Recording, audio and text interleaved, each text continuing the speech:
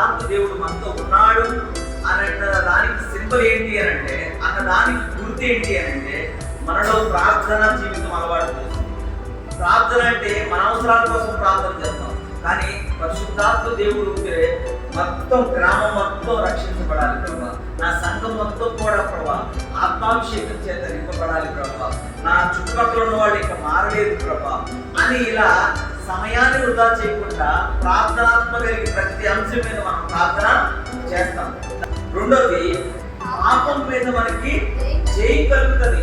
పాపము చేయడానికి ఎన్ని అవకాశాలు నీ దగ్గరికి వచ్చినా సరే దాన్ని చేయకుండా నువ్వు పరిశుద్ధంగా నిలబడుతున్నావు అంటే దానికి కారణం ఏంటి అంటే పరిశుద్ధాత్మ దేవుడు నీకు తోడుగా ఉన్నాడు. మూడోది ఏంటి అంటే ఒప్పుకోలు జీవితం.